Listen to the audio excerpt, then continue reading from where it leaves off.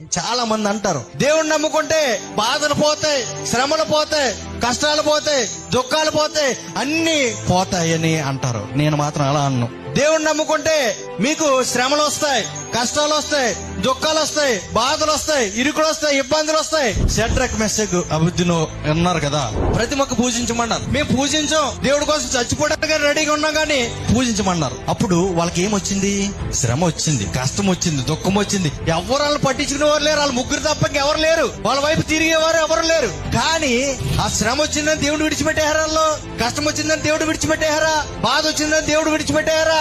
అగ్నిగుండంలో వేసేస్తున్నారని దేవుడు విడిచిపెట్టేశారా? దేవుడితోనే ఉన్నారు. ఇంతకాలం దేవుడి కోసం బ్రతకం, ఇంకా కొంతకాలం దేవుడి కోసం బ్రతకలేమని చెప్పి ఏదైనా పర్లేదు నేను దేవుడి కోసం నిలబడతానని ఎలా అయితే ఖచ్చితంగా వాళ్ళు నిలబడ్డారో, వాళ్ళు కూడా ఎవరు వచ్చేసారు? అగ్నిగుండంలో వేసేశారు. అప్పటి వరకు ముగ్గురే.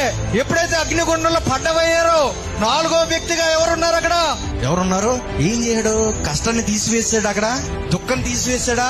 ఆ సమస్యను మార్చేశాడా? ఆ రాజుని తీసివేశాడా? ఎవరిని తీసివేశాడు? ఏమీ తీలే. కానీ ఆ సమస్యలు ఎవరు తోడన్నారు? దేవుడు తోడై ఉంటాడు. అలాగే మనకు కూడా దేవుడు తోడై ఉంటాడు. అర్థమవుతుందా? సమస్యను తీసివేశాడు, తప్పించాడు, లేకపోతే అక్కడ నిర్మూలన చేశాడు. ఆ సమస్యలో నీకు తోడుగా ఉంటాడు అంటాడు దేవుడు.